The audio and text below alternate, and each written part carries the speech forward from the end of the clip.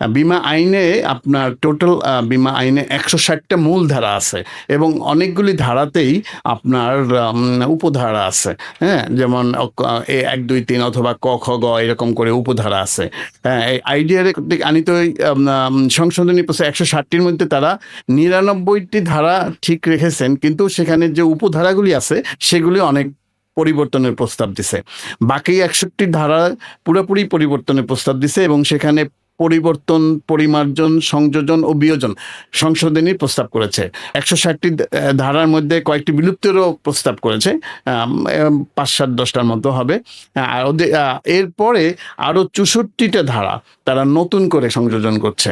তা টোটাল দেখা যাচ্ছে যে আপনার একটা নতুন আইনের একটা ব্যবস্থা করছে। দেখা গেছে যে আসলে ২০১০-এর যে বিমা নিয়ন্ত্রণ যে আইনটা আছে তারা এটাকে যথেষ্ট আইন মনে করছে না, না করার ফলে তারা আরও ক্ষমতা চাচ্ছে।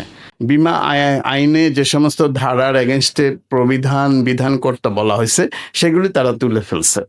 তারা এখানে মূল ফোকাসটা করছে ব্যাংকিং আইনের সাথে, কিন্তু ব্যাংক আর ইন্স্যুরেন্স দুইটা সেপারেট জিনিস, আপনারা জানেন।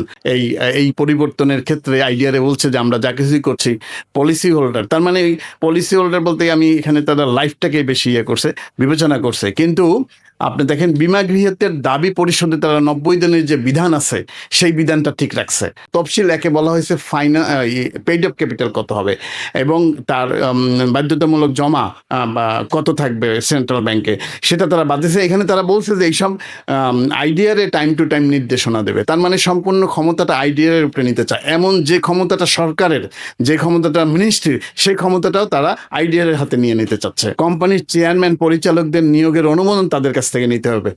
পরিচালনা পরিষদের কনস্টিটিউশন চেঞ্জ করছে, যেটা অত্যন্ত সমস্যার সৃষ্টি করবে। ২০১০ সনের আইনের পরে যে 14টা কোম্পানি দিছে সেখানে 60% হলো উদ্যোক্তাদের টাকা, 60% অনুযায়ী টোটাল 20 জনের 12 জনকে বলা হয়েছে। তাই অলরেডি 12 জন ডাইরেক্টর সেখানে আছে, এই 5 জন ডিরেক্টর তারা বাদ দিবে কিভাবে?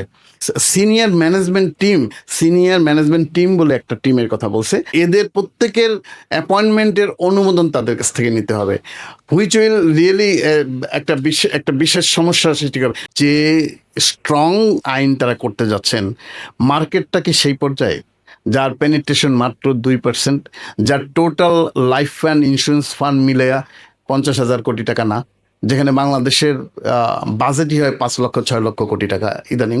হ্যাঁ, তো সেখানে এইরকম একটা ছোট্ট মার্কেটকে এই ধরনের আপনার যে রেগুলেশনের প্রস্তাব এখন করা হয়েছে সেই আইনকে এরা ধারণ করতে পারবে কিনা।